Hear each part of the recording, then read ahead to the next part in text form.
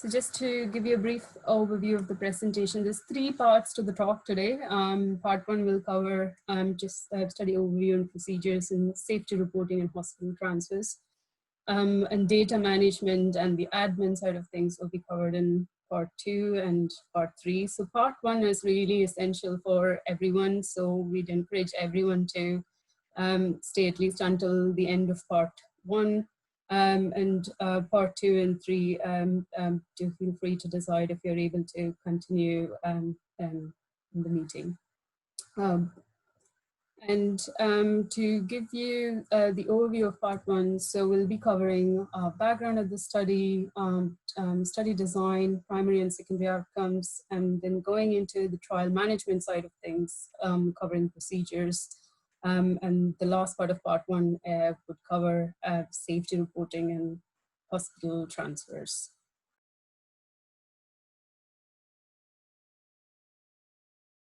Okay. So this is really exciting for me as the Chief Investigator for SurfON. This should have happened some little while ago, and it should have been happening in person. So it's great that we've got the technology to be able to do this virtually.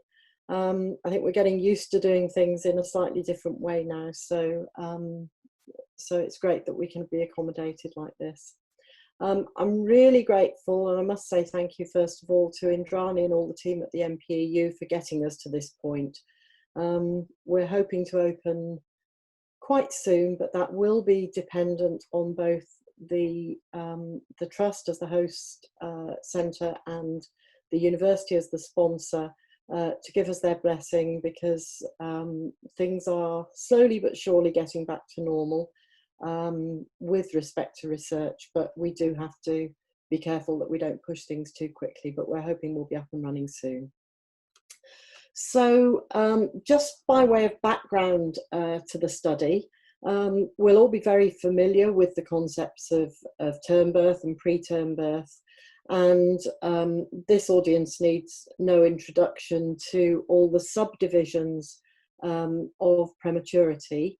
But just so that we're on the same page, the babies that are relevant for the SurfON study, which stands for Surfactant or not, are the late preterm babies. So those are the babies born between 34 and 36 weeks of gestation, and the early term group born at 37 to 38 weeks of gestation. Can I have the next slide, please, Indra? So why are these babies important, and why do we want to be bothered studying them at all? Well, if you look at this graph, the bulk of the studies that you will have been involved in thus far have been conducted in very preterm babies. So those are the ones with the tiny little bars to the left of the screen. The very preterm babies are a small group of babies, a very important group of babies, because they're the sickest, but they constitute in the UK around about 8,000 births every year. In contrast, the late preterm babies are around about 40,000, and the early term births not far off 150,000. So they're a very big group of babies, which is why they're important. Thanks, Indrani. So we know that these babies, despite being more mature, still do have morbidities, and morbidities are really quite common in this group. But until the last 10 to 15 years, I think it's fair to say that even in the late preterm group, these have been relatively unrecognised. And in the early term group, it's probably even much more recent than that, and we're still trying to get a handle on that group of babies. The reason that we haven't really been aware of these is because the morbidities that they have are generally less severe than those of their very preterm counterparts. And because of that, these babies are often managed in pretty much the same way as full-term babies born at sort of 39 to 41 weeks of gestation. So many of them will be looked after on the postnatal wards, many of them will go home early, And yet around 30 to 40% of these babies do need some form of specialist neonatal input, whether that be looking after on a neonatal unit, or whether it be reviews by medical staff on the postnatal ward. And I think many of you that do go to look at babies on the postnatal ward will recognise that these actually form quite a heavy part of the workload. They're on the news charts, they're the babies that have feeding difficulties, jaundice, they get into trouble with hypoglycemia. So most of their morbidities are related to poor feeding and metabolic immaturity. But there is a substantial burden of respiratory disease in this group. And even in the early term group, who are not, if you like, supposed to get RDS, the most common diagnosis from a respiratory point of view is in fact RDS. Thanks, Indrani. So current practice with regard to caring for these babies is incredibly variable. It's variable between units and it's variable between consultants and clinicians within units. And by that I mean that some people feel that if these babies have respiratory distress, you might as well get on and treat it nice and early. If it's likely to be it's likely to be RDS, then why not give them surfactant and make sure they don't get worse? But that will undoubtedly treat some babies that perhaps would go on to get better without it.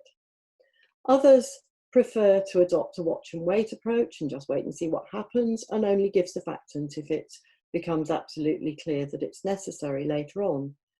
But that will allow some babies to get sicker than they need to.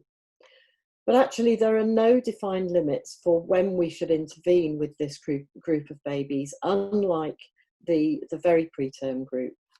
Thanks, Indrani. As far as evidence is concerned, there really isn't evidence for either approach at all, and both of them, because of that, can be regarded as standard care. By that I mean a reasonable person would think that either one of those things would be a reasonable thing to do. And actually there are no randomized controlled trials in this group of babies at all, and specifically there are no studies of respiratory problems and interventions. So how might these different approaches to management affect the babies? Well, if you're prolonging the stay on the neonatal unit, that's going to prolong the time that the mother and baby are separated.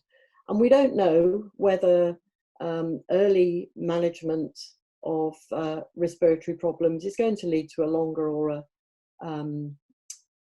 a shorter stay on the neonatal unit. And we don't know whether it's going to lead to a longer hospital stay or not.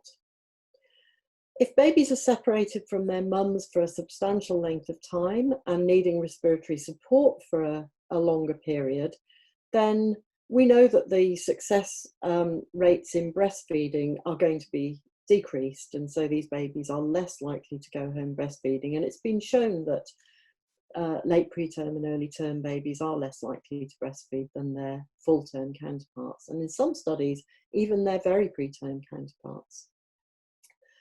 Any time of separation from her baby, from a mum and the family, is going to be a time of stress, and if that's prolonged and the baby is very sick, it will just increase the stress that they go through. For level 2 units, if a baby gets sicker with respiratory problems and needs to be ventilated for more than a few hours, that might even involve transfer to another unit for a higher level of care. All these things are likely to lead to increased costs of neonatal care. We know that long-term respiratory problems, and in particular wheezing and asthma, but also respiratory infections, are more common in late preterm and early term babies than they are in full-term babies. What we don't know is whether what we do in the neonatal period with babies that have respiratory problems makes any difference to that. Thanks, Indrani.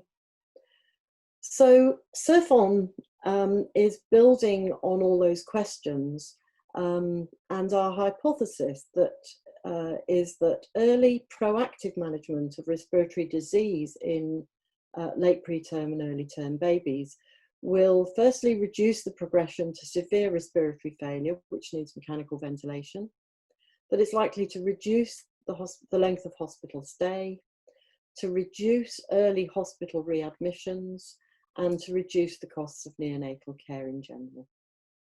Thanks. So what we're dealing with is a balance, really. We know from our experience that practice varies very, very widely. We don't think that wide variation in practice, while it's not unhealthy, we don't think it's necessarily the best if it's because we don't know the answers. And so what we're trying to do with this study is pave the way for a more evidence-based approach by collecting some data in randomized groups. So the objectives of the study are firstly to compare the duration of neonatal hospital stay in babies that are randomized either to receive early surfactant or those who receive expectant management, so a watch and wait approach. We want to compare the incidence of respiratory failure in these babies, and we want to look at the effects of early surfactant therapy versus expectant management on important perinatal secondary outcomes. And we want to look at the cost effectiveness, so there's going to be a cost evaluation as well. The study is a multi-centre, open-label, randomised controlled trial. We have two arms, as you will have picked up. The first is expectant management, so this is a watch and wait approach. And the second arm, which is the intervention arm, is early surfactant therapy, and we'll come on to talk about that. We are aiming to recruit just over 1,500 babies across the UK in both level 2 and level 3 neonatal units. We're hoping to recruit between 45 and 60 infants per site over a 30-month period. We are going to follow these babies up, but we're not actually going to bring them back to the hospital. We're going to follow them up remotely by data linkage with hospital episode statistics to look at admissions during the first year of life and costs of that as well. And you've already been introduced to some of the team, but the study coordinating centre is the National Perinatal Epidemiology Unit, Clinical Trials Unit in Oxford. The study is sponsored by the University of Leicester, and we are funded by the NIHR Health Technology Assessment Programme.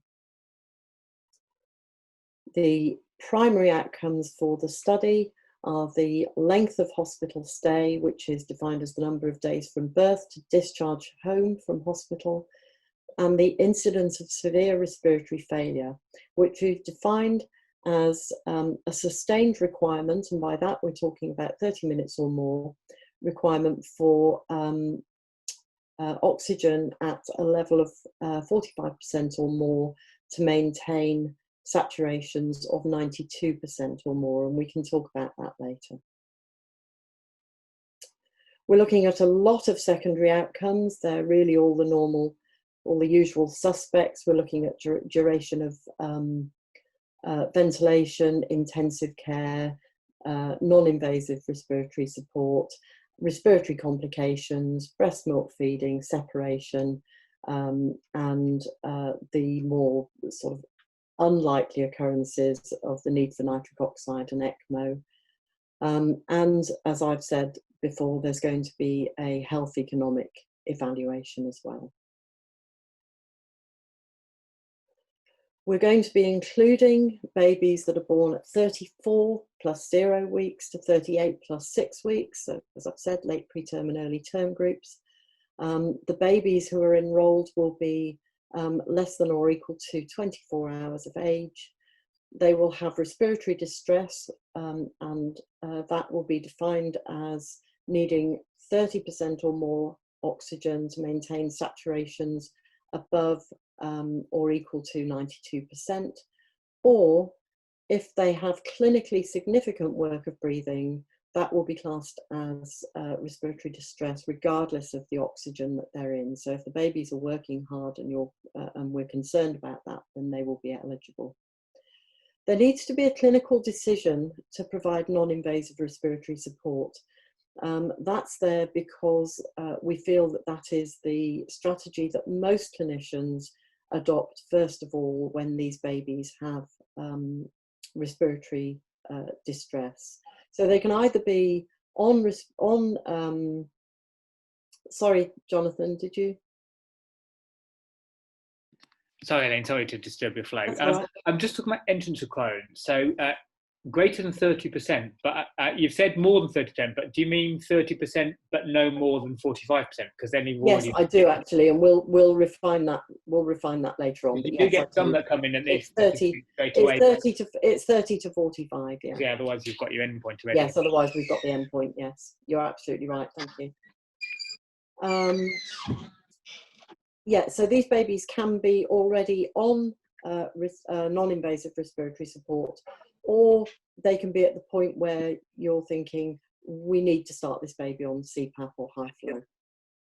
And of course, we have to have written consent from mum and dad, or just mum, in fact. We won't include babies that have major structural or chromosomal abnormalities, those babies that we don't think are going to survive, and I anticipate that there will be a very small number of those in this particular group of babies. We won't be enrolling babies that have been intubated before or had surfactant before. So if you need to intubate a baby at delivery and give surfactant, then they will not be eligible. We won't be enrolling babies with known or suspected HIE, or obviously congenital abnormalities of the respiratory tract, or babies with a known or suspected neuromuscular disorder. Okay, so that's all I've got to say, and I'm going to hand on to over to Indrani. But first, can I ask if there's any other questions? Jonathan's was very pertinent, and we actually should have put that on the slide, and I missed that, so thank you. Any questions from anybody? Yes, I have one. Fiona? Yeah, so the first one is, you might end up talking about it, but what the strategy is around antenatal steroid provision, and whether you're just sort of taking a pragmatic approach to that. We will be collecting that information, but there's no mandate. Okay. We can't legislate for that, but we will be collecting information about whether steroids have been given antenatally. And in terms of the clinically significant work of breathing, how are you managing that? Again, is that a pragmatic approach? It's a very pragmatic trial. So we felt that if we were too prescriptive, we just wouldn't get buy-in from centres because practice is so varied in this group of babies. So we think, that if, you're quite often in a situation where you see a baby that seems to be working hard, but maybe only needing 24, 25, 26% oxygen, but the work of breathing seems to be disproportionate. That baby, we feel, ought to be allowed to be in the trial. Okay. Okay. All right. I might share something with you that I used years ago about a scoring system. It's a bit old, but I'll let you see it anyway. Okay. Anybody else have any questions? Nope. Okay, I will hand over to Indrani, and I will shut up. Thank you. I can see that there's some more participants who have joined us. If you could just drop in your name in the chat window before you leave the meeting, that would be great. So is everyone able to hear me okay? Before I continue? Yeah. I can, Indrani. So just going to go through the in the next set of slides.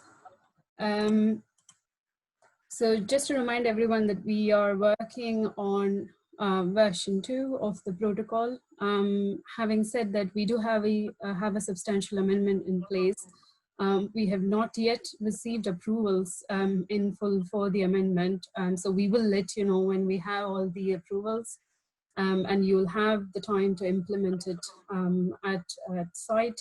After which you will work on version 3 of the protocol. But hang on to that information. As far as you're concerned now, we're working on version 2 of the protocol. This is available on the website as well. So really the next step is to get the word out, and as we transition towards non-COVID research and more non-COVID research coming up, is to make sure your colleagues are aware of the study. We have a nice banner here. Some of you might recognize baby Zachary. This baby was in your unit. We also have posters that can be displayed. So both of these are REC approved, so they can be displayed in public areas. So I'm going to walk you through the schedule of procedures. So this is a table that's just literally lifted off from the protocol, so you can refer back to the protocol after the talk, or these talk slides will also be made available on our website. And so you can always come back to this and refer. So we're going to cover screening and eligibility checks in the first instance. So these can be carried out in the maternity wards and also in the NNUs, alongside NNUs. But before I go on to a bit more detail, I just wanted to make you aware that we've designed this inclusion and exclusion criteria card. It's a really small card. It's like a visiting card, which is laminated. So it's handy for you to carry around in clinical areas if you wish. So the aim is to approach parents as early as possible after the infant's admission and when respiratory distress occurs. So at this stage, it can be before the inclusion criteria has been fully met, and you'll see why in a bit. As I mentioned, in the maternity, who are expected to deliver between 34 and 36 weeks could be approached at the clinical team's discretion. So if you think there are instances where you could do this, please do liaise with the maternity unit staff to make sure that they're familiar with the study.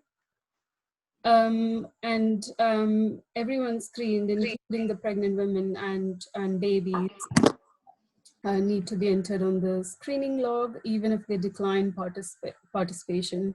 But please be mindful of duplications, especially if you're screening a pregnant woman and have to re-screen after the delivery.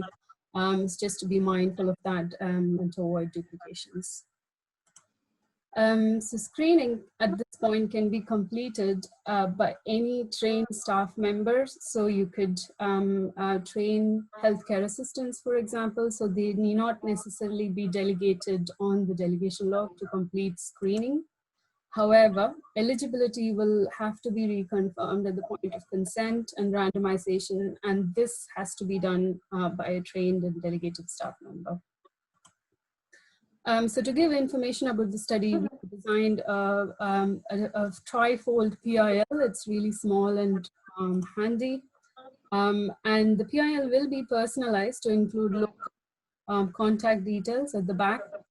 So for example, PALS is not PALS everywhere. It's called something else in Scotland, I think, or Northern Ireland. Having said that, there is only one PI across to be used across the UK, so the information is the same. It's just only the back contact details that will differ. There is also a second PIL, which just gives more information on the GDPR. I have to emphasize that this is a generic HRA document. It's not really SurfON specific. So not all the information on the GDPR may be relevant for our patients. We do have a link to this particular documentation on our own PIL, so they can log in, use the QR code to access the information. So if in the instances patients ask for a paper copy or they don't have access to internet, it's only then that we encourage you to share this GDPR PIL. But a lot of the information, as I said, is already there, and the PIL is pretty comprehensive. So we've talked about screening, and the next part is obtaining informed consent. And you can see that our data collection also begins after obtaining consent. So consent and randomization should be carried out less than or equals 24 hours of birth. So as I mentioned, eligibility will be reconfirmed at the point of randomization. To do this, you do have to be delegated on the delegation log. From the trial point of view, both clinicians and nurses can obtain consent, but please check if this is in line with your trust policy. So parents are made aware that participation is entirely voluntary, and we obtain consent from anyone that has the legal parental responsibility. And if the mother is under 16 years of age, she could be approached for consent if she's determined to be competent according to the FASA guidelines. So this is our consent form. It's really simple. It's a single page. And just to make you aware that at the point of consent, you will not have the study number. So the study number is allocated after you've randomized the baby. So do come back to the consent form and enter study number in any trial documentation or and alongside the consent form. And just to give you an example, in the event of multiples, you could differentiate as twin 1 or twin 2. And if the first name is not available, you could just write down baby. And to remind everyone that we initial the boxes and not tick. And also both the parent providing the consent and the professional taking the consent, they have to be dated on the same date. However, if the father provides the consent or if the other parent provides consent initially for any reason, do get a counter signature from the mother as soon as practically possible. This is definitely required for them to continue participation. The second section is for the mother only, and this is to complete short study questionnaires. So consenting to this really does not affect them from taking part in the main part of the study. So it's just only for questionnaires. And also there's an option to be where they can leave it blank if they don't wish to be contacted in the future. So the original, once you have completed, please file it in your investigator site file. I would refer it as ISF from here on, and also a copy is given to the parent and a copy in the infant's medical notes. And all we require from the team is a clear scanned copy of the original to our NHSnet email address. I am aware that a lot of us still use Trust ID and not NHSnet, but please, when sending any personal information and consent forms, use your NHSnet. So the emails are end-to-end encrypted. Indrani, that's going to be a major problem. None of the consultants in this organisation have an NHSnet account, and NHSnet are no longer giving accounts to new doctors. So actually our trust uses exactly the same server. It's on the NHS N3 servers and has exactly the same security as NHSnet. So Jonathan, any of us can get one? I was told I couldn't. I tried this year. They weren't issuing them anymore. Marie, do you have one? Yeah, I think there is a generic NHSnet that Marie, Jenny access. So yeah, but yeah, we've got. Yeah, they're not giving out new email addresses now. So you might find, particularly if you need consent to be sent quickly, that it will depend which consultant's on, whether you get a baby in a trial or not because of their email address, which would be a pity. It might be worth highlight which ones have NHS.net addresses, because I do have one. Yeah, I do. And the secretaries have a generic one as well, so we can use that as well.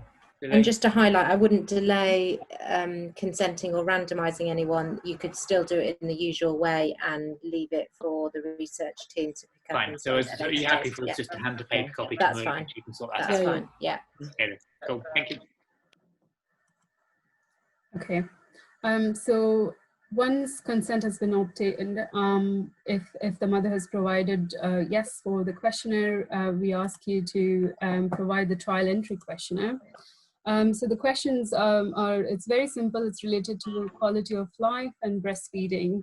And it's designed as a A4 booklet. There's only 2 questionnaires on the trial, one that's given a trial entry and one when the baby goes home. And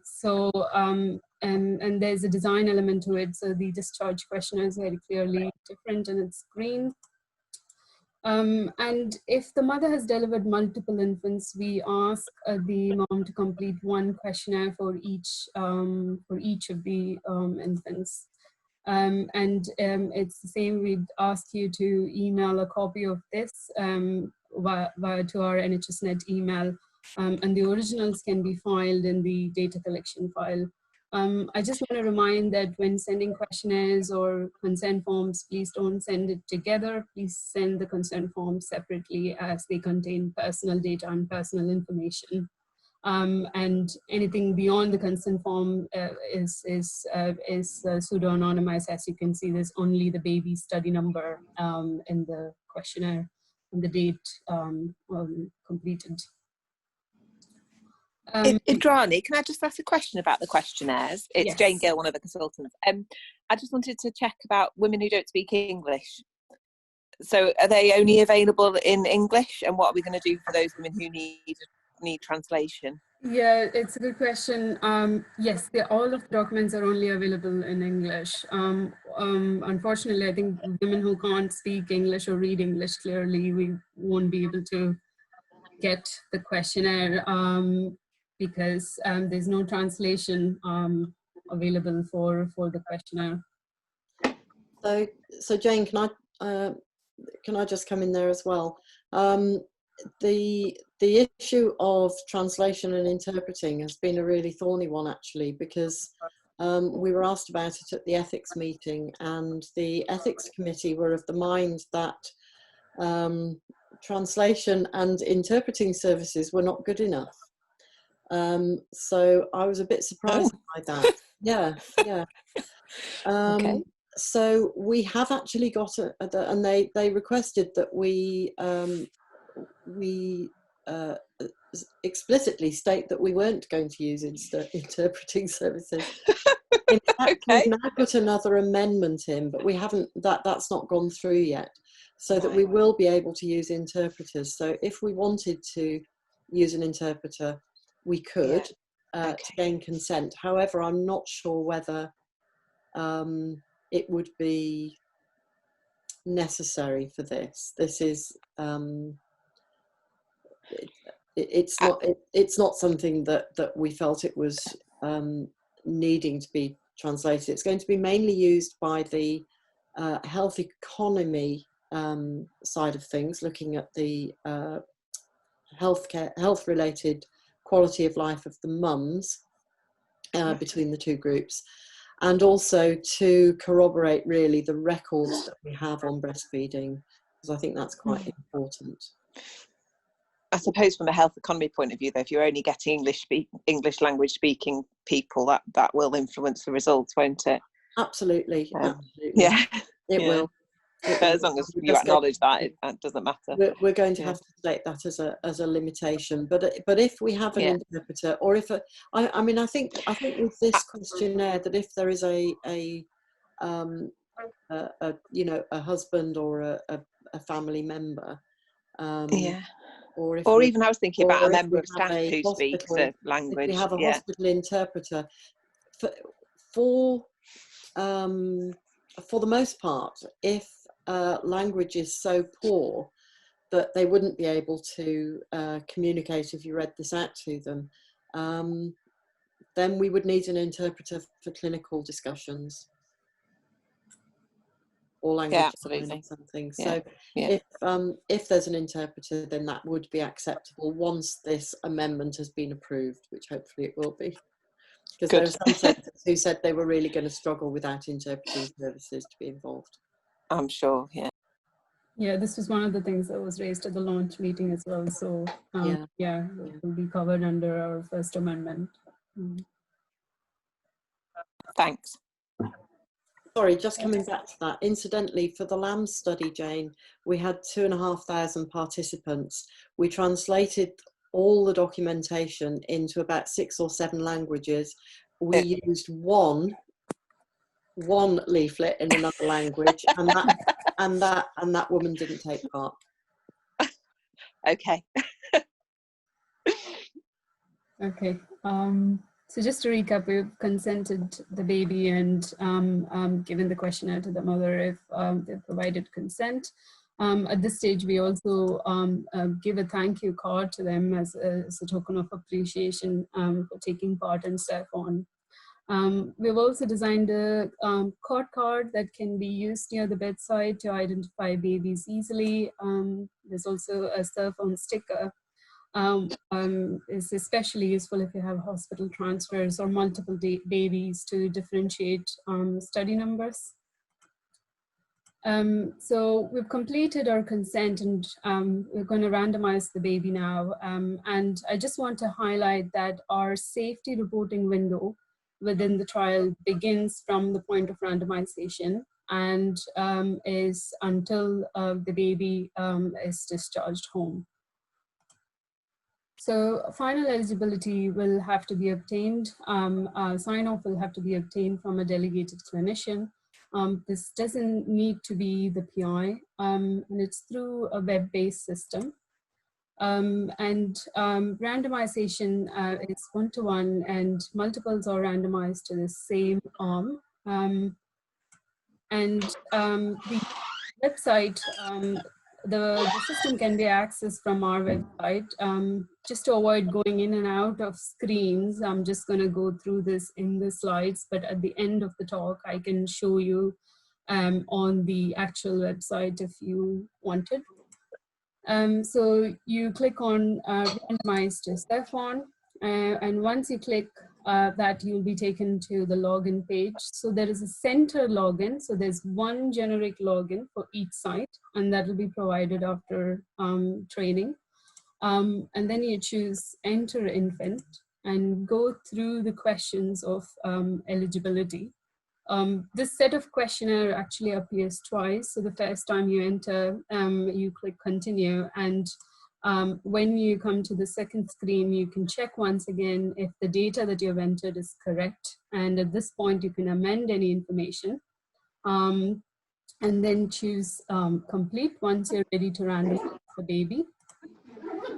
And at this point, you have the study number provided for the baby and also the allocation. The study number can then be entered on your consent form and questionnaires and any other associated documents. You can print this off at this stage. So we ask you to print off and file the randomization confirmation in your file, in your data collection file. We also collect contact details on our randomization system.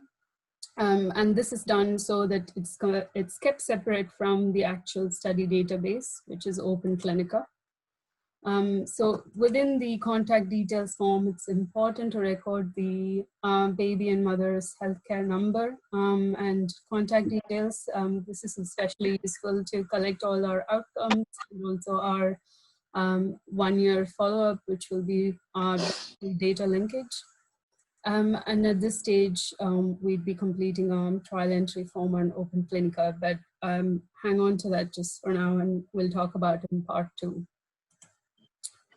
So you've randomized the baby and you've entered the details. So babies who have been randomized, we ask you to begin to fill in a respiratory support log, regardless of which arm they are randomized to. And this is really important. And the reason why it's important is this respiratory support log reports on the primary outcome of the study, as you can see with this question here. So the log is designed as is a booklet. It's an A4 booklet. It's worth the 7 days there, and you can use more booklets if you need.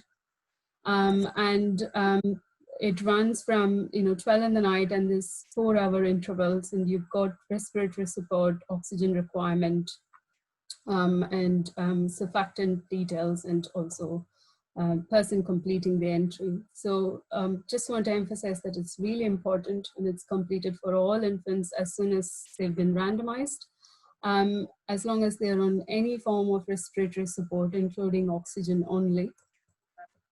So an entry is made every 4 hours, and if the baby is recorded is breathing in air for a full 24-hour period, you can then stop completing the respiratory support log for that particular baby. But do restart if their status changes and the respiratory support changes, so restart the log.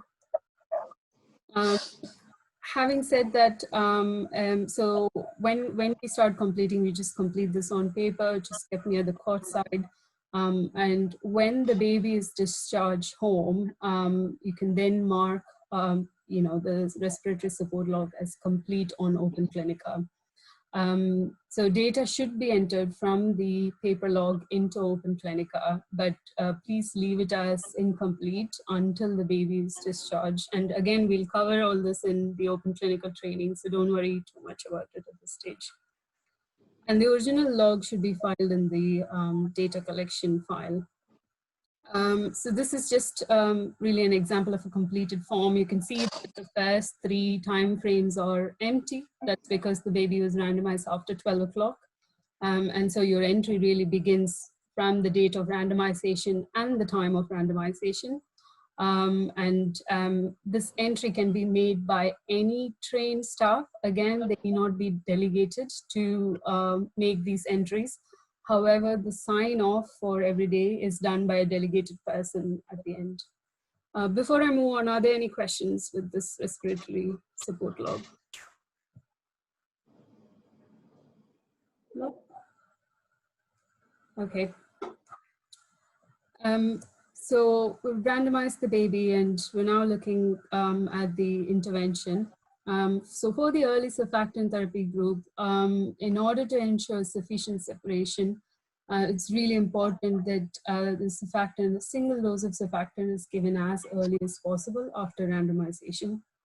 And for the expectant management group, wherever possible, they are to be maintained on non-invasive respiratory support alone until a more severe disease threshold is reached. And we have defined this within the protocol.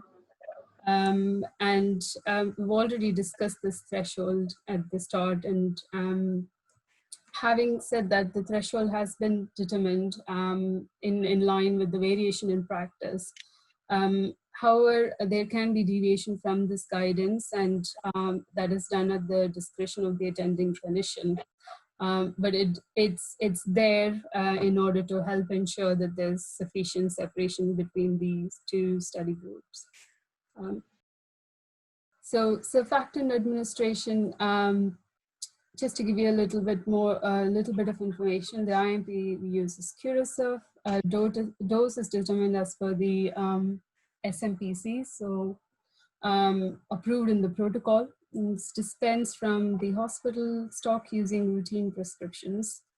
It can be administered using any method. LISA ensure there's no study-specific requirements, and either a clinician or an ANP can administer. Again, this is as per local site policy, and there's no specific requirements from the study point of view. So data collection. Can I just come in there, Indrani? So yeah, we're not specifying how surfactant is given because we know that there's variation in that.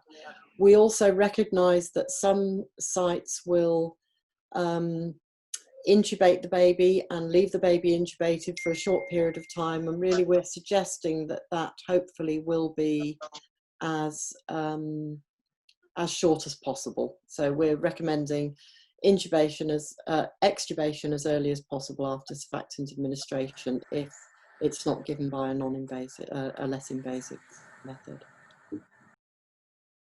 So data collection has wanted to mention that it's primarily using electronic CRFs on open clinica.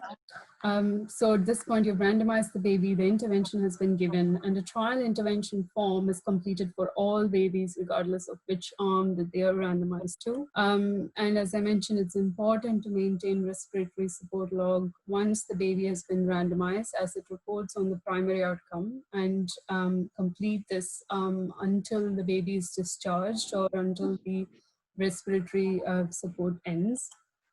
And I'll cover further details with regards to data collection in the second part of my talk.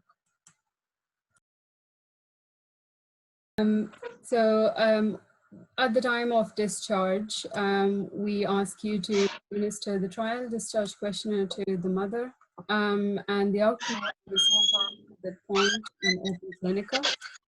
And at 1 year's time, we complete remote follow-up through data linkage. So there is no direct contact with the participants, and we would be using different national databases to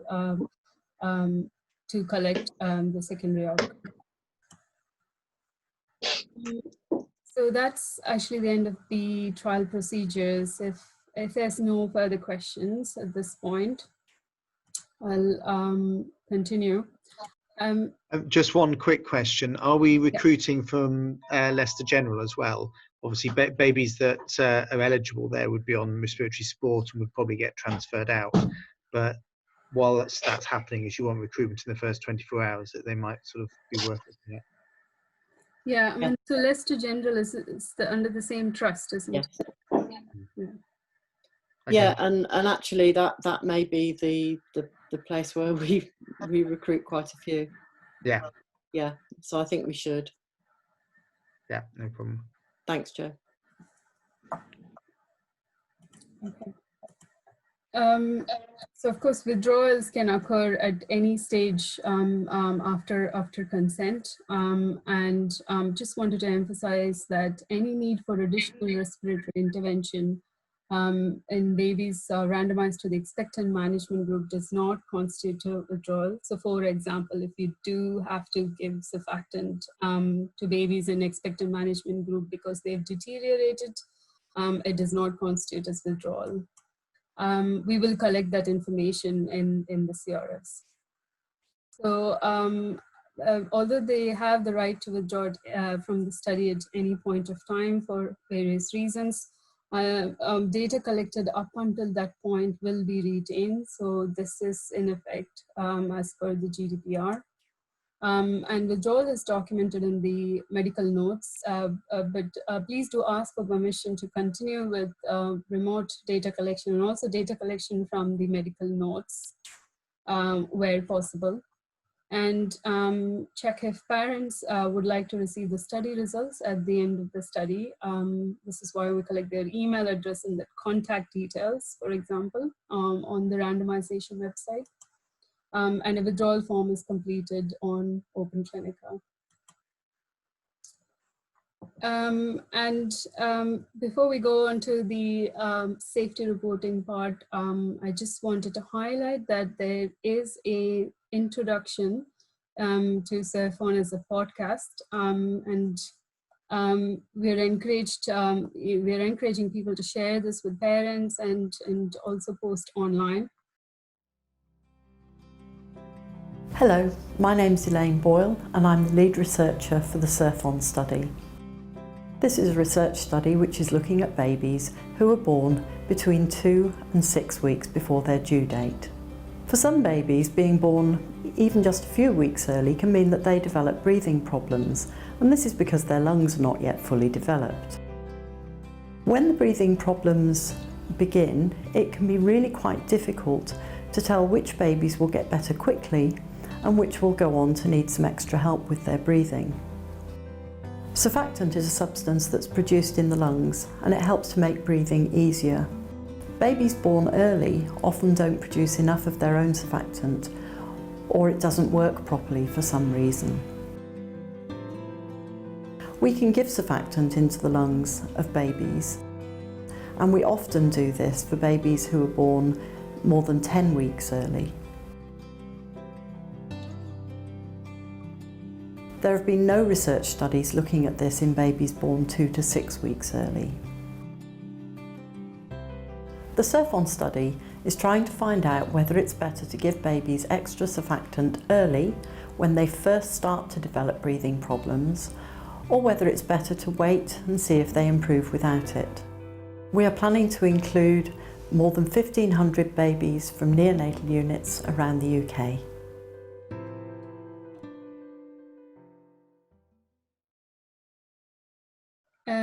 So we've covered the trial procedures, and we're going to talk about safety reporting and hospital transfers. Before I do, I just wanted to give a quick definition. So an adverse event is defined as any untoward medical occurrence in a participant to whom an investigational intervention has been given, and the occurrence need not necessarily be caused or related to that particular intervention. And it becomes a serious adverse event if it results in death or is life-threatening and requires hospitalization or prolongation of existing hospitalization, significant disability or birth defects, and also other important medical events. I'll tell you what I mean by other important medical events within the remit of the trial soon. So SAEs that don't need reporting for our trial population are listed as follows. So these pulmonary air leaks, late onset sepsis, mechanical ventilation, ECMO, and inhaled nitric oxide are events that may not be reported as SAEs. This is because these are predefined study outcomes in this population. So we collect data for all of this, and so they're not subjected to routine SAE reporting procedures. So the SAEs that do need to be reported are any occurrences that fit the definition of an SAE that we just discussed in the previous slide. And in particular, the following events will also need to be reported. So this was the other medical events that I was referring to.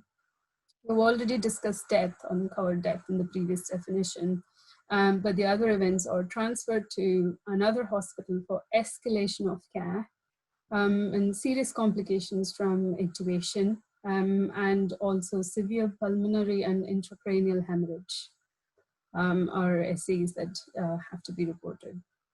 So who completes reporting? Really everyone's responsible, the PI, the study site, the site team, they're all responsible for reporting. And any member of the team can report. Please don't wait for the causality assessment to be completed for the study. So SAEs must be reported as soon as possible and within 24 hours of the site becoming aware. And they can be reported from the point of randomization up until the infant's discharge home. So that's the safety reporting window for our trial. And they can be reported by phone, email, or online through Open Clinica. And there's also out of hours number for help. So this is the form, SAE form. There's a paper version available in your site documents box as well. And the causality assessment can be done by any, should be done by a delegated member of the team. And this is recorded on the delegation log. For this reason, we do recommend that the clinician who's been delegated to do the causality assessment, is that you have more than one person delegated really to cover absences. And if a suitable person is not available at the time of the event, please don't wait for this assessment to be completed. Just report the SAE as soon as possible, and you can always come back with follow-up information, including the causality assessment. And the assessment is done by reference to the latest approved SMPC as per the protocol. And if the SAE is related to the IMP, which is surfactant, and the event is unexpected, then and it's not for example, not consistent with the SMPC, then it's reportable as a SUSAR. So moving on to the incident reporting requirements within the trial. So what is an incident? It can be defined as any deviation from the protocol, procedures, or GCP and regulatory requirements. Just to give you a couple of quick examples. So if a parent is consented by someone and it's not on the delegation log or is not GCP trained, that classifies as an incident. Or an old version of a form is used in error. So when incidents and protocol deviations occur, they becomes a serious breach if that particular incident is likely to affect the safety and physical or mental integrity of the patient or the scientific value of the trial. So we have the paper incident form. So this is again available in your documents box. So please report as soon as possible using this incident and deviation form. Even if you're unsure about incidents, and if you're not sure whether it's an incident at all, just don't hesitate, just get in touch with us. So incidents can be emailed to us if it has no personal information within the form. If it does contain personal information, please send it to our NHSNet email address. You can also reach us with this phone numbers provided. And we ask you to keep a copy of the completed incident form in your Investigator side file. So hospital transfers, what happens in the case of hospital transfers and how data is collected. So as soon as you know that the transfer is about to occur, do notify us regarding the transfer. Internal transfers, for example, transfer to a surgical ward is not considered as a hospital transfer. The reason why we ask you to notify us as soon as possible is because study activities can only be carried out at sites that have the necessary approvals. So in the event that if the baby is transferred to a level 3 and that particular site hasn't got the permission, we will arrange for permissions as soon as possible. So which is why we ask you to notify us immediately. We complete the transfer form at that stage on Open Clinica. And certainly if the transfer occurs as a result of escalation of care within this trial population, it should also be reported as a serious adverse event. Indrani, can I just ask about, we have a slightly unique setup here, but everyone from Leicester will know what I'm going to ask. Yeah. We have one service split across 2 sites. So we'd be moving a baby, anyone who I had intubated or started CPAP on probably, I would move from our level 1 site at Leicester General to our level 3 site at Leicester Royal. So it's within the same trust, but it would be a transfer. It'll involve an ambulance and going 3 miles around the ring road. Do you want to be notified of all those or not? Or would you say that's within the same trust and therefore it doesn't count as an external transfer? Because that would be a large number of them. So within the same trust, it doesn't, I'm happy for Kaylee to jump on this question if you want, Kaylee. It doesn't count as a transfer because we have permission in place. It's just that even if the transfer occurs, wherever the baby is recruited, that's where the data collection will happen. So if the team... So the data collection would still be Marie for us in Leicester. It will still be the same team doing the data because it's we all work across both sides. So. Yes, yeah. Yeah, Jonathan, we would not count the Leicester General. If the baby had to go to Glenfield, then that would count, obviously. But yeah, sure. So if it's within the neonatal service, it doesn't count as a transfer.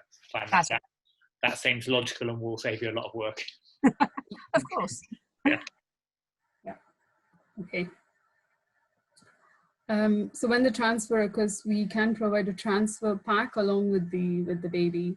We just discussed this, that the recruiting team are responsible for collecting all of the data and entering the data on Open Clinica. So this is just the contents of the transfer pack, and just remind you that there's the sticker also available for ease. I do have to make you aware that this transfer pack is not yet sent to Leicester. We will get this sent to you. Having said that, all of the contents that is listed within the transfer pack is already available. There's excess copies of these forms in case there is a transfer in the next few weeks when we start recruiting.